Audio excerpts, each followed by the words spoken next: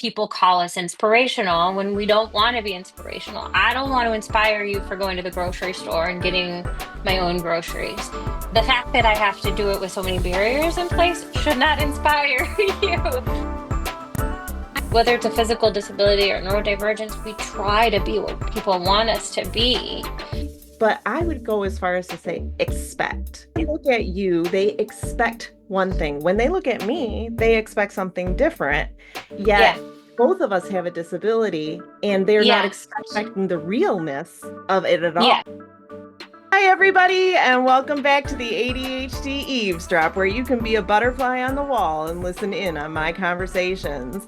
Today, we have Amy Sekher of Cripster LLC, and I am so excited to have Amy here. She has got so many interesting insights that she's going to share with us, especially surrounding disability. Amy, introduce yourself. Tell us something about yourself. Yeah. So, as you said, one of my big passion areas is disability. I have a disability, was born with a disability. I came into disability advocacy work after I left academia. I was a French professor in my previous life.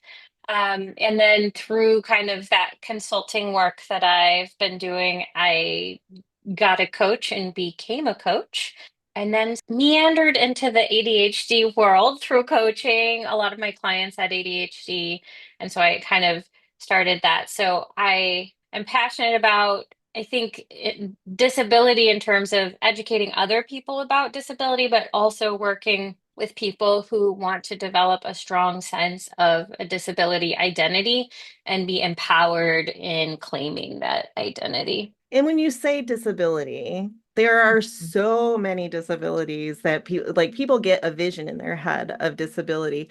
Can you define that a little bit more?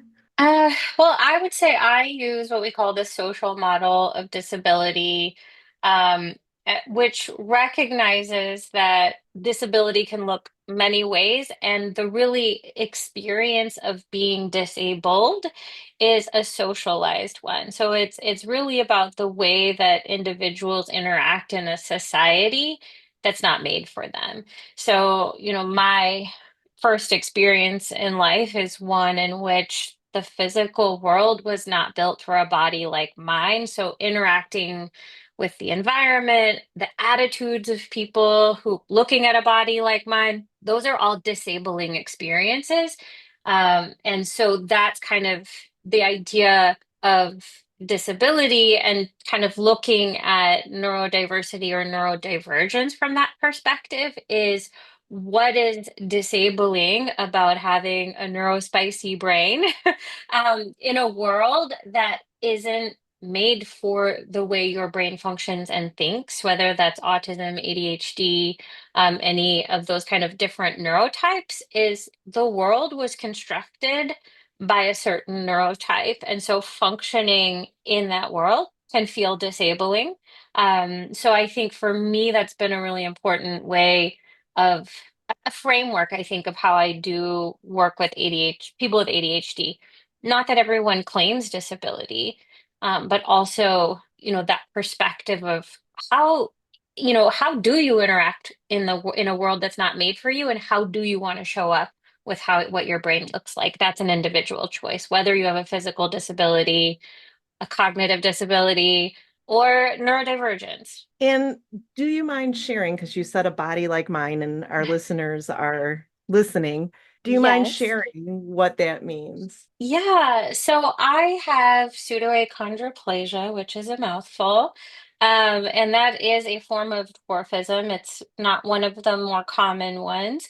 And so obviously I was born with my disability, and I think one of the things that is, I think, interesting about my particular disability is that it does affect my ability to, my mobility and my just my way of moving in the world. And also the history of dwarfism is one in which our participation in society has always been on the margins until recently. Our options for working in the world were largely, circuses, sideshows, performances, sort of that objectifying way of looking at our bodies. And it still happens. I mean, we see all these little people, big world type shows. And so I think people feel entitled to thinking of my body in a certain way. And I think that's where I have kind of two experiences of being disabled. One is this very physical, I use a power wheelchair when I'm not in the home. I have a service dog, lots of experience with surgeries and medical trauma. And then also there's the social aspect of people pointing, staring, laughing, making comments about my body. So I think it is a socialized experience in that sense. Absolutely. And I have to say that in the time that we've known each other, I've really grown to respect you and your work with people with disabilities. And you have helped me see some things that I didn't see before. And so I love the fact that I've been able to have discourse with you before about this. And I'm really excited that we get to share our conversations because you have got a ton of knowledge. All swimming around in this weird brain of All mine. swimming around. And speaking of which, this is an ADHD podcast. And so let's bring some of that ADHD content in here. The way we met was through the ADHD coaching training. And now you are an ADHD coach trainer, which is awesome. And if I remember correctly, part of the reason that they wanted to bring you on was because of your extensive knowledge of disability and accessibility. Um, Yeah. so that's really exciting. But we also have the other aspect of you are going through an ADHD journey of your own. I am. I always thought that I did not have ADHD. My spouse has ADHD, and so I think I was always and was diagnosed later in life in his 30s. And so I always thought, well, my journey had to look like that. I don't have those kind of that presentation and I'm fine. And so my first coach that I actually started working with is an ADHD coach, and I was just working with her because I had left my job to start a consulting company, and then the pandemic hit. And so I was getting coaching on, oh, how do I do this? And so it just so happened she was an ADHD coach, and she kind of said, are you sure that you have some executive function things going on? Because I would bring up topics of not being able to get things done on time, hyper focus. And at that time, it really came up. Well, I had this concussion and I started developing some interesting symptoms after this TBI. So I've always thought of it since then as, oh, this concussion brought on ADHD, or not ADHD, but executive dysfunction. And the more I think about it, the more I'm in the ADHD world, the more I start seeing myself in other people, my experiences, because I think, I didn't have that talking in school. And then I remember, oh, yeah, I talked outside of school. I was the one that all my cousins called motor mouth. My teacher would be the one who would put me between the two kids talking. And she told my mom, well, it's because she's so focused. And part of me wonders if I was probably daydreaming, is what I was probably doing. Um, and just thinking about things of that I've always just thought of as, oh, that's a quirk of mine when I was still in academia, writing my conference papers on the airplane. Well, that's just how I do it. Well, maybe you do it that way because you need a deadline. So just kind of thinking about things and also teasing out because I do have a diagnosis of generalized anxiety disorder. And we know that ADHD and anxiety go hand in hand. So with my therapist teasing out what's anxiety, what's ADHD, how anxiety can mask ADHD and exacerbate it, and just what that looks like for me. And of course, the lovely menopause journey is making it pretty clear to me that there is something happening in this brain. Yes. It's And getting oddly enough, spicier that was by when the I got day. my diagnosis as Yeah. well. I see that so much. And I think for a lot of women, it's because we have the way that we're socialized to be nice, I think we learn to mask so early and then your hormones change and your estrogen levels plummet out from under you and you literally don't have the filter that you've had your whole life, and just all the coping skills and masking skills that you've had go out the window. And I think that's what I've realized. I'm like, this is definitely an ADHD menopause thing. Like, I just, did I just pour that milk out of the spout, not facing the cup? Yes, I did. What's really funny is like people will say, well, every woman who goes through menopause goes through an executive function of time where they have difficulty with it. Agreed. But a neurotypical person has some executive function issues while they're going through menopause, where a person with ADHD have been having those executive function problems and now they are multiplied Mhm. and they become so much bigger. So it's a level of, yes, every woman suffers that, unfortunately, and most anyway, suffer that when they go through menopause, but it's the degree to which it happens that's so important for us ADHDers. Yeah, yeah. And I think the kind of I feel like I get the impression that the wave is kind of deeper, like the troughs and the peaks are bigger. So I think that's how I've been able to leverage my coaching knowledge as bring that awareness to myself as, clients and ADHD coaching students are talking about their experiences. Let's send a little sparkle in my brain, and then I'll start to think about what does that look like for me. And so then from that awareness of, okay, so how do I want to be with this journey? And that's even what I was talking about with my therapist is, what would a diagnosis give me at this point in my life?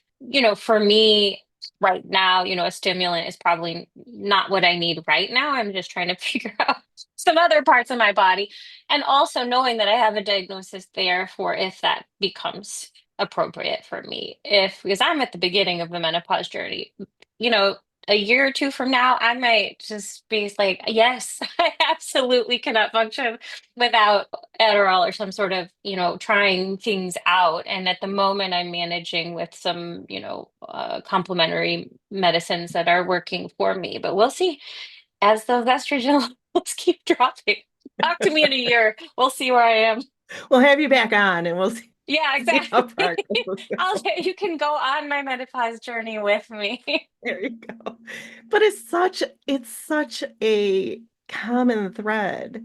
Yet it's something that people don't talk about. Yeah. And I think that's where I just actually I came to a realization, like that's a project that I'm working on, is a group coaching program for people experiencing menopause. And so, my ideas of having a couple, a few different cohorts.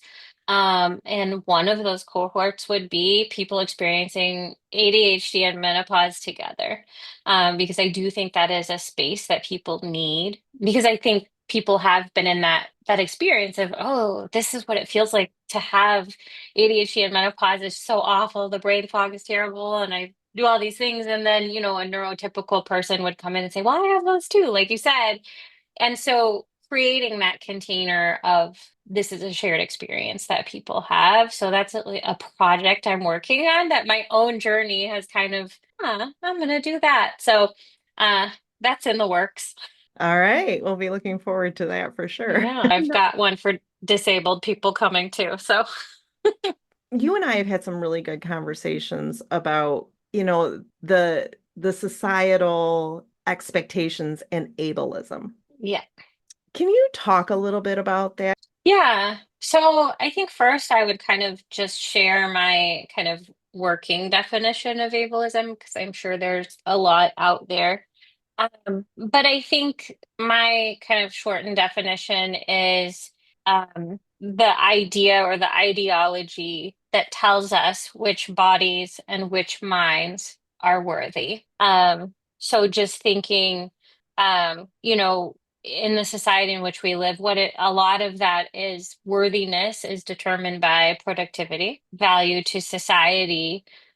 So whether you can work, whether, you are able to take care of yourself in the traditional way. So we have these preconceived notions about what's useful. And so I think when people experience ableism, they're hearing messages, either very explicit ones or implicit ones, that are telling them that their body because it doesn't function or their brain doesn't function in quote the normal way, then it's less than. And I think we hear that, I think what it feels like often, I think for people with physical disabilities is physical exclusion, being not able to access community spaces, and to be segregated, even though it's not legal. It happens all the time.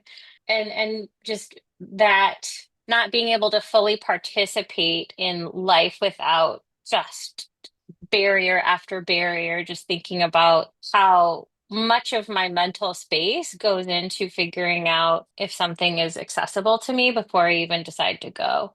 So if someone invites me to an event, I have to figure out if it's accessible. And most of the time the answer is no. So yeah, the door might be accessible, and is there space for my wheelchair? Is there space for my service dog? Just those types of things. And I think for brains, what ableism looks like is telling people that your brain has to function a certain way in order for it to be accessible. So in order to be a productive member of a team, you have to be able to get, projects accomplished in this specific way. You need to process information in this specific way. Your body needs to be still during a meeting. And so all of that is ableism. And what it does is it's why people mask. People with non-visible disabilities, people who are neurodivergent, it's why they mask. That stigma of not being enough, of not being made the quote right way, that is an experience of ableism. I don't think everyone knows that that's what's happening to them, and it is. So when I hear stigma, or shame, when clients bring that up or students in the class, to me, I understand that process as ableism, and so that's kind of the lens I bring to my coaching. I might never use that word with them. What I am called to do is to kind of work with people to understand what a different perspective. What does it actually look like when you realize your brain isn't a problem? What opens up for you or your body or your brain and your body? And then taking it a step further and realizing that we aren't our brain and our body, that it goes much deeper than that. Hmm. But having to love the vessel, Yeah. and because we do have a vessel that carries our being through the world, and just because it's not exactly like what other people would expect it to be Hmm. doesn't mean that it's not a beautiful vessel. Right. Yeah. And I think that's for me, I think I did so much internalizing of ableism, just moving through the world, pushing my body harder than it should be so I could, be successful as in graduate school as a professor, doing things like, well, to be a good teacher, you have to stand up and teach. You can't sit down. Bad teachers sit down, right? You hear this message of that's lazy. Mhm. And so I would beat up my body to teach all day long and then couldn't do things I actually enjoyed or loved because I could barely move at the end of the day. And I think because I did internalize this message of you're broken, and in order to be worthy, you have to function in a way that is difficult and bends your body to society. And so, when I left academia, that's when I really started. I don't know, a switch went off in me when I turned 40.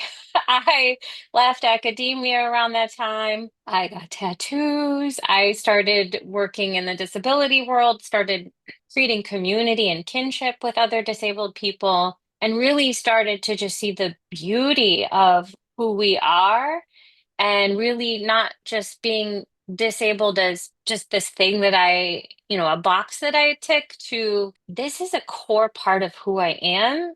My disability is not who I am, but who I am is shaped by how I move through this world. And that kind of sensation, that was really liberating to me. And then I think the next step was a really deep understanding. And I think this is where the neurodiversity movement is that disability is just one more way for us to have the human experience. As you said, this vessel is how we're moving through the world, and a disabled body is just one way of doing that. It's natural. It's a natural part of human variance. And I think for me that was really just mind blowing. It seems very simple. And when you think about things like ADHD like that, we know that the ADHD brain is super valuable. Oh, yeah. Human evolution would not be where it is if we didn't have the ADHD folks over here. Oh, I'm gonna go do that.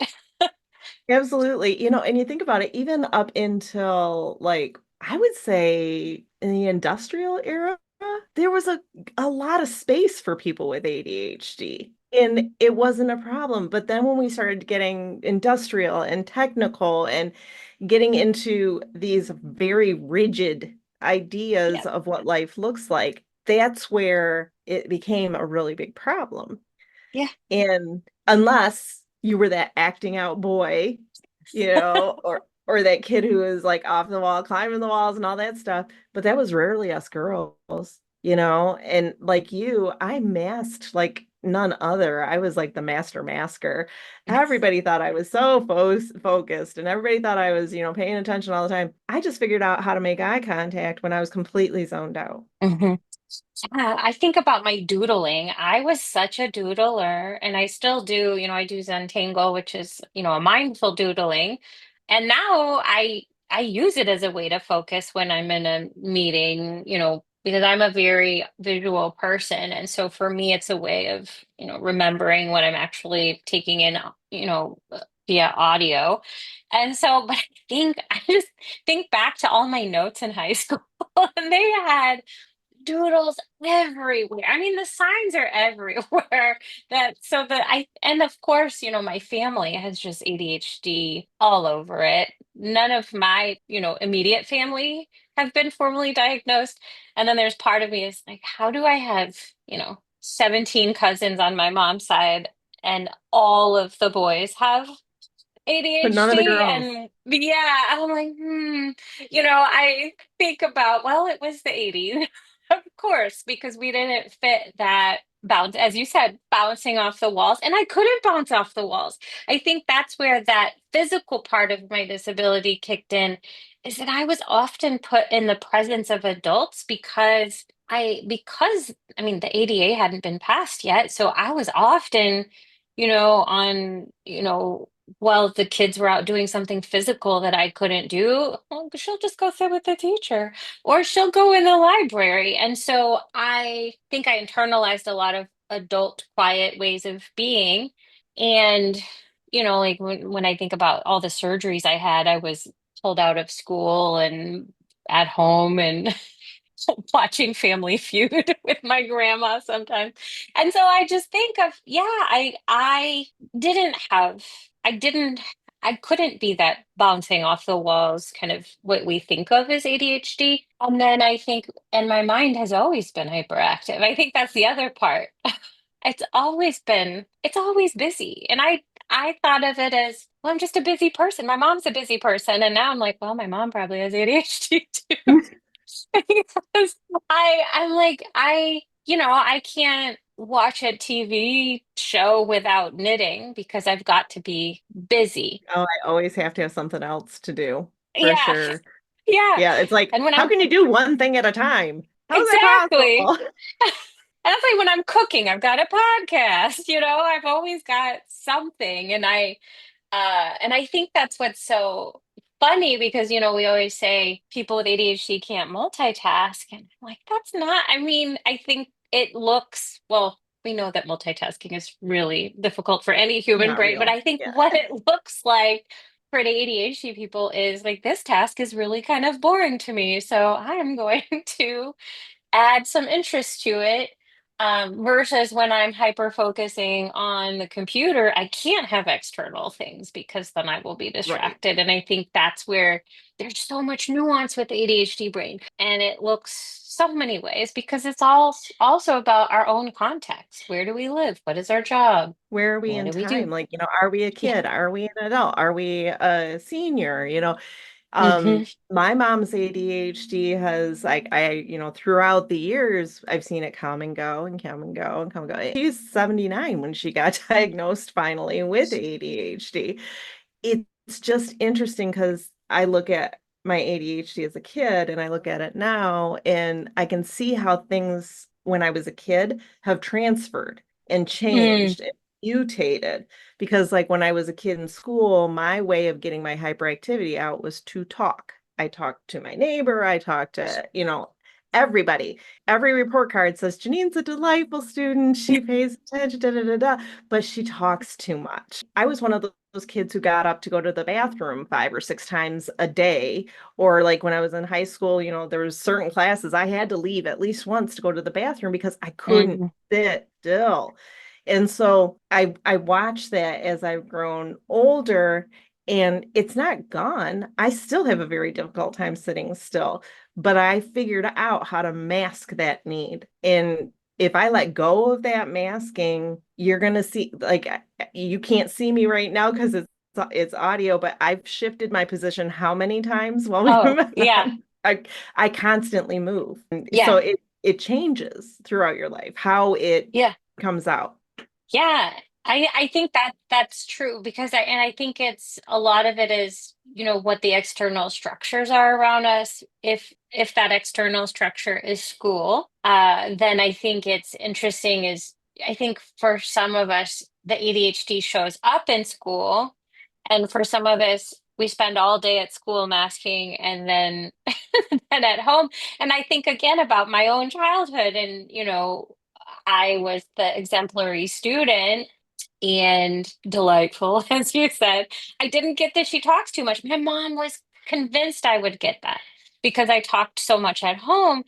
And the funny thing is, my brother, who was so quiet at home, he's the one who got, your son is delightful, but he talks too much. And I think, I'm like, wow, we just complimented each other. And so I'm like he was ADHD in school. I was probably ADHD at home. And I just think of like all of the creative things that I think we were both creative and had outlets. And I really credit my mom with giving us those outlets of encouraging us to be creative in whatever ways that looked like for us. And, I didn't struggle with the classical school format, and my brother did.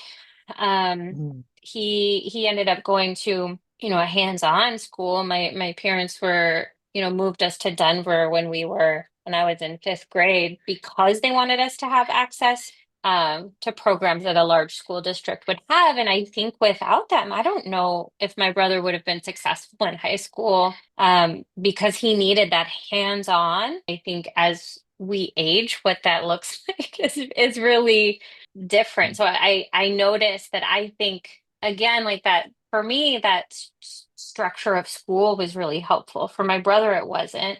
And I think the structure of graduate school was helpful for me because I wasn't one of those people who did all, pulled an all-nighter. I got things done. I did it at the last minute though. I think that I knew that I was a naturally good writer, so I would plan a paper in my head or a project in my head and do it the day before, but I'd still go to bed on time. So just thinking now, like, oh, that's definitely ADHD behavior. But as a professor, just thinking of that's how I wrote conference papers. And but the structure of teaching also kind of kept me in line. And I think I really started to struggle when I left a traditional job, where I was reporting to somebody. Now that I had my own company, I'm like, ooh, you gotta get yourself some structure so you're not gonna get anything done. Same thing happened after I retired to me. I mean, you saw me going through it. I was like, I have no idea what I'm doing with my life. I have no routine. I have no structure. I'm just, I'm trying to figure it out. Squirrels everywhere. And I said, when I retired, I was like, I'm never going to live by a calendar again. I hate living by a calendar. I'm never going to do it again. I have to live by a calendar. Yeah, so what do you think is that sweet spot? I think this is just a conversation I had with my husband the other day about that sweet spot between the structure that ADHD brains need but also reject.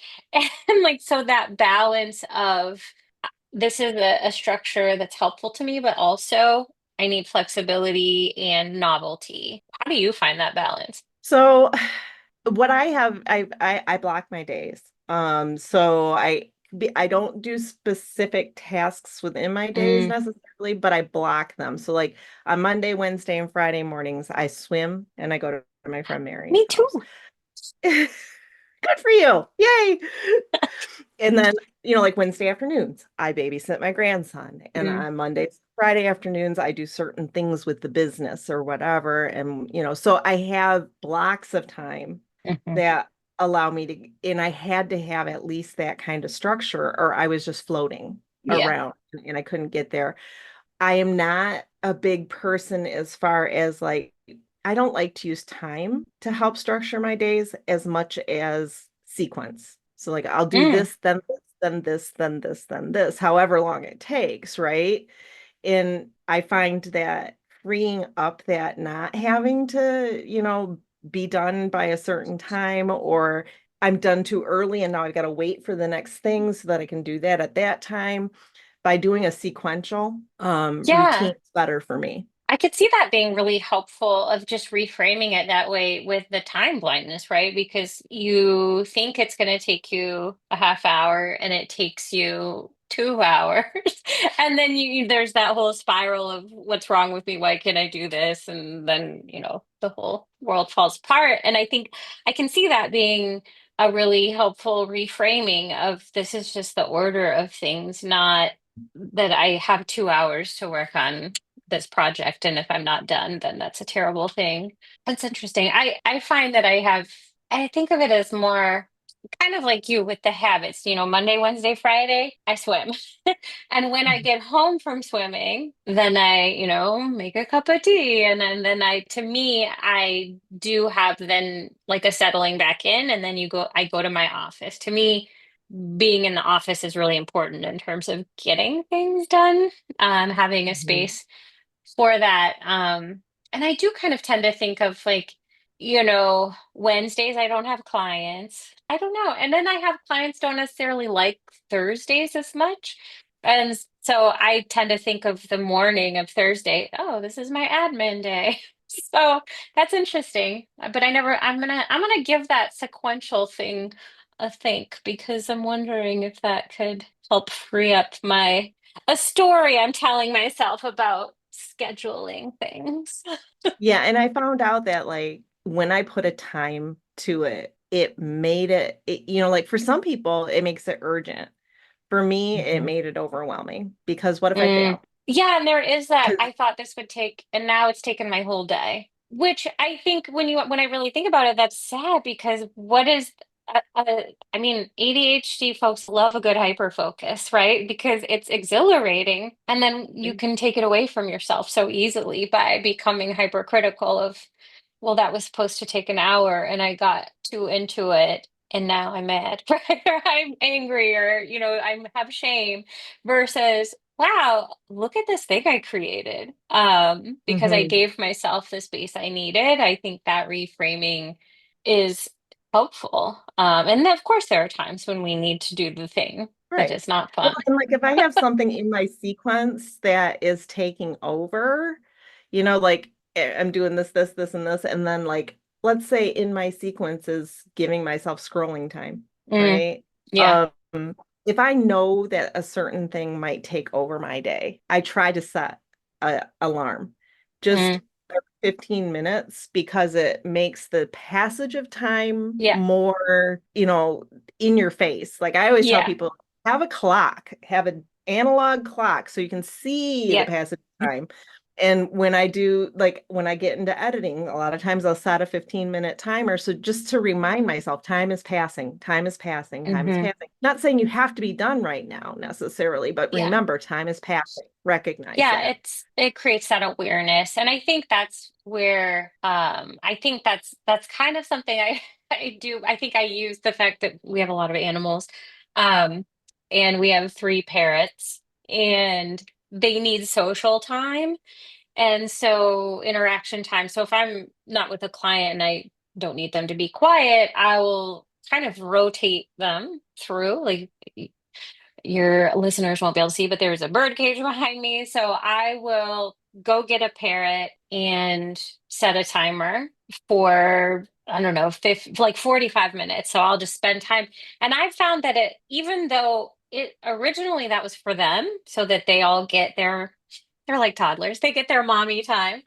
What I've realized that it does, like you say, it helps me be aware of time, and also it reminds me to take a break and to get up because because my wearable technology is always yelling at me to get up, but I can ignore that. Right. But And I can't tell you how yeah, many times my 15-minute timer will go off and I'll be like, I have to pee. yes. Or oh, I could use another cup of coffee or Yeah, and it's like water. I Yeah. was so engrossed I didn't even realize it, and then all of a sudden the timer goes off, and you're like, I have a chance to check in on my body and Yeah. meet my own physical needs too. So I have found that to be helpful. I Yeah. usually when I'm editing, yeah, like I said, I try to make sure because I can sit and edit for hours. That Yeah. and draw, I was I can draw for hours. Yes, yes. Yeah, I was working on something. Well, for my menopause group, I was making like a little informational brochure type downloadable thing, and I was super into hyper focus. And I was like, well, I am actually hungry because it is dinner time. So, I could probably have worked on it till bedtime, and I Mhm. didn't. I worked on it today, though. Good. So when we're talking in the context of disability, and we're talking in the context of ADHD, and it is a disability, and it is Mhm, something that a lot of people have a hard time grasping the disablingness mhm, mhm. of ADHD. When you address disabilities, do you address disabilities, physical disabilities that are visual as opposed to internal cognitive, neurological disabilities? Do you address those differently? I think, I mean, and this is, a big coaching thing is I meet my clients where they're at. So I have, a lot of my clients who already have a really strong sense of their disability identity. And I think for most of them, they were born with their disability or acquired it very young. So they're in a different place and I have a different comfort level with actually understanding, they might want to talk about, I experienced a lot of medical trauma and now I want to have agency over how I am in the medical field. Like, so that would be something we might come up with in a coaching session. And in the end, that's not that different than talking to somebody with ADHD who wants to take control and agency over how or if they take medication. And so I think what feels different is where that client is. A client may never use the word disability, and we're still talking about disability. And I think that for me, my framework is the same of I'm asking questions from that place. I'm curious from that place. The word masking comes up in so many contexts, and I have some clients who identify as queer, and it comes up in that context too. And then it might come up of, oh, I've learned masking in so many ways around my disability, around my queerness, around my ADHD. What? And so I think that's the kind of magic of coaching. And I think it is like that curiosity is so wonderful. And, when we talk about what makes ADHD coaching different than, life coaching, like general life coaching, it's that we're bringing with us this knowledge of ADHD, what it looks like, how it works.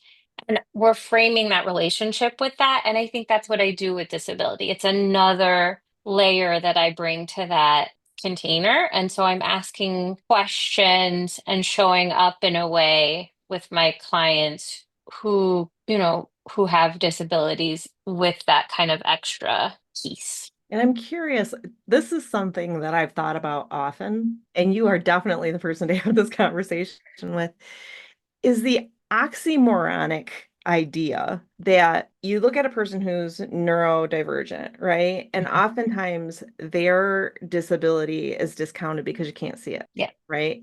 And so it's like, well, you don't look disabled. And so Mhm. that's a disadvantage in a lot of ways because we don't look like we don't have a big ADHD tattooed on our Yeah. forehead or whatever. On the other hand, people aren't looking at us strange in the store, right? Hmm. But as far as like being physically, people recognize that you have Hmm. a disability and they accept that pretty quickly. But then you have the stigma, you have the judgment, you have all those other things. Hmm. So, what are your thoughts on that? Just that idea of like, if you could see it, it'd be easier for me, and then you can see it, and it would be easier if you couldn't. Yeah, yeah, I think that, and I think there's like this weird way of thinking about disability because a lot of people say, "Well, I'm not disabled, like you're disabled." I'm like, I don't really know what that means. Because I think people have this idea of this like hierarchy of disability, and so like if you can see it and your body is limited in movement or things, then that makes you more disabled. And then there's this idea that people with intellectual disabilities have it even, a different way. And I think in the end, we've all got the same pressures that we're just experiencing them differently. Now, I will say that different people are more vulnerable. I think people with intellectual and developmental disabilities are very vulnerable because of the systems we have.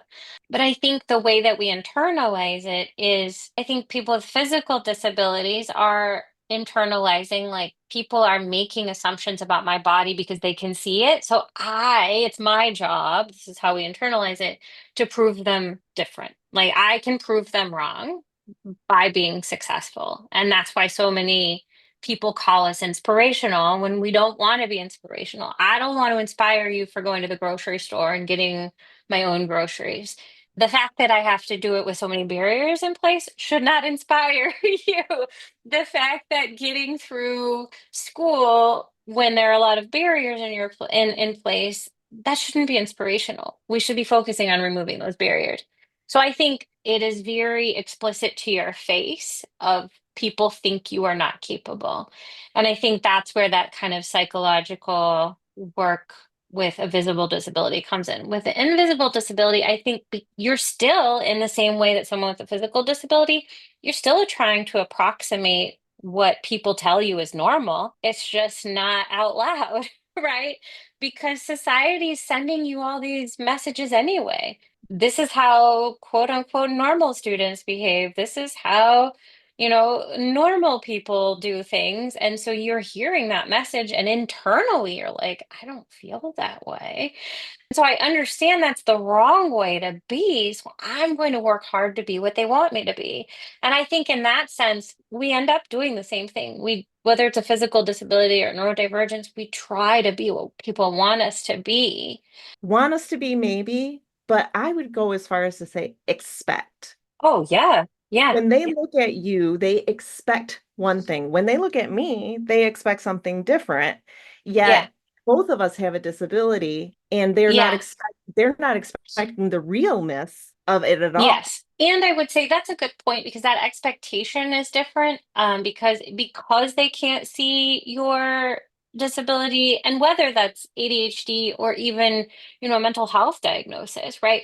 Their expectations are of normalcy because in their mind you look normal, and so I expect you to behave this way. For people with physical and intellectual disabilities, their expectations they're pretty low, even meeting that bar. And then if you go above that bar, that's when you become an inspiration. And this is a good example. I laugh, but it's not really that funny, but it happens. I was in one of those kind of paint your own pottery places with my husband and my first service dog. And I think I had had surgery. So I had like a cast on. I was in my scooter. I was using a scooter then. I was just happily painting my pottery. We were on a little couple date, and this lady just starts talking to my husband as if I'm not in the space, which I happens a lot. hate that. And then she looks at me and says, "Well, you're just doing a good job." And I was like, "Well, I am 40. I think I I was was gonna 40 at that say, how time." old do you think I am? I would hope that I can, paint a pottery.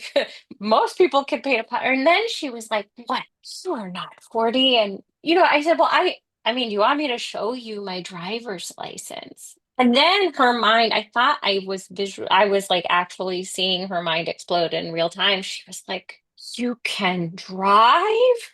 And it's just Oh my God. this, yeah, I mean, it's funny, but then I'm like, but that's how little people expect of me. So then when you say I have a PhD, then it just they have this big cognitive dissonance. And so that is different. I mean, we call it in the disability world the barrier of low expectations. And I think we experience that, people growing up, people were like, well, they would be surprised, or not even growing up, but just early in my adulthood, surprised that I was married, surprised that I had a job, surprised that they just constantly surprised. And I think when you have the invisible disability, it's that when you fail to meet those expectations because the world isn't made for you, then you start to think, oh, well, I I can't keep up. And so because the working world often isn't made for, neurodivergent brains, so or people with mental health diagnoses. So I think that push and pull of visible and invisible is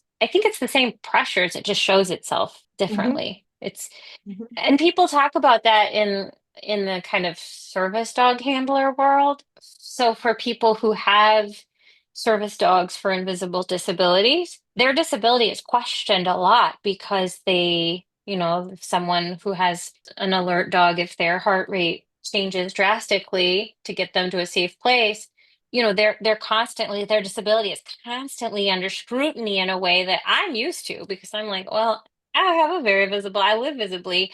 And people talk about when you get a service dog with an invisible disability, you are now making your disability very visible and under scrutiny. And so I think that is, an adjustment for people of being under a social microscope. Which for me, getting a service dog actually removed a layer of scrutiny because people are so obsessed with service dogs that people weren't like, oh, look at that M word, midget. I hate that word.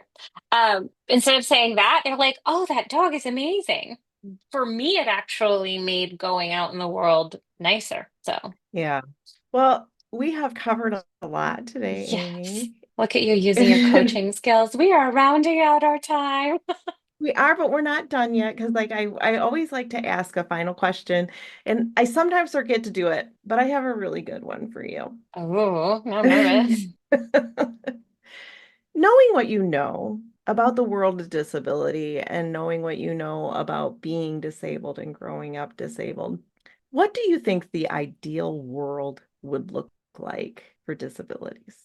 Ooh, I think if we're really going pie in the sky, I mean, I think a radically accessible world would be just, I mean, just knowing, like living in a world where you can get in places, where you're welcome in places would feel radically affirming. And I think, that's like really would take a lot of changes. And I think just living in a world that affirms our presence as natural would be for me the biggest step forward of your body is worthy. Your gifts that you bring to this world are natural and worthy. And I think that's where because people spend so much time fixating on the broken, what they view as the broken part of us, that they don't see that disabled people are an incredibly resourceful and resilient group of people. And as I always say, I don't think people are going to survive the apocalypse without the zombie apocalypse is not going to be survivable without disabled people. They always kill us off in the movies and we like self-sacrifice, like in the Hunger Games, the Mag, that older lady, is just like goes off into the mist and lets it eat her. I'm like, mm-mm, not this lady. She's sticking around because she's got survival skills because I'm creative. So that I don't know if that's an ideal world. That's like a dystopia, utopia. Disabled people are running the show because we're just that resourceful. And I think a world that values the fact that we move through this world differently and that that comes with gifts and is inherently worthy. Like that worthy piece, that's what would be different if we were just inherently worthy. And it doesn't sound radical, and yet it is. Like It is that's my very vision. radical. It is Yeah. very radical. I would add to that a world that values the inner person Hmm. over, you know, the core of a person, Hmm. right? Like where the disabilities and abilities and all of those things fall away, and it's the person's core Hmm. that you really connect with and base things on. Because I think that if you were to base your actions and your things like that on what a person is internally, what their core is, Hmm. I think the world would act a lot differently. Yeah. Yeah. I mean, looking for those shared values, those shared visions for how we want life to be. Everyone Mhm. has that. I think that's every person has that. Absolutely. It's kind of like being on The Voice, right? They can't see you or anything. Right. You have to judge by your merit alone. Yeah. And yeah, Yeah, and where I think that contain like that inner part is, the essence of who you are. And also I still want to live in a world where that the container is also a part of your reality. And that I think sometimes there is that other thing that disabled people experience is like you're beautiful inside. And I'm like, well, I feel like you're saying Mm, the outside isn't beautiful. right, And right, I think exactly. that's because people, when I was a kid, people would be like, it's such a shame because she has such a pretty face. So What a the rest terrible of thing to from my neck say. down, leave it. But, and so I think that for me, that external is still important in a way that I think being able to claim it as also worthy. It's the whole package. As you said, the vessel is carrying something essential and magical. And so I think appreciating that vessel in whatever it looks like is also Yeah, important. Yeah. absolutely. We get what we get, right? So we Yeah. And that's the thing about disability. You can acquire one at any time. So at your vessel any could like time. start breaking into Absolutely. shards. And as you get older, it just It happens does. naturally too. Yes. I, A I can little feel it super breaking glue. down. The vessel has needed some gray tape on occasion, let's just Hmm. say that. Yes. Well, Amy, I really enjoyed our conversation. I am so I glad did that too. you said that you would come on. But thanks for having me. It's always exciting. I love talking to you. I love talking to you too. And I hope you'll come back and I will. we'll see how the menopause journey is going. We'll, we'll So much see. fun. So much fun. You know what? I'm very grateful that men don't go through menopause because they would be they'd just be unbearable. They're not cut out for. Is that what Just you're saying? so thanks again. And so, Amy, if our butterflies on the wall enjoyed our conversation and like our content, what should they do? They should like and subscribe, Yes, ma'am, they should. And for and my they will. butterflies, yes. And for my butterflies on the wall, we'll see you next time.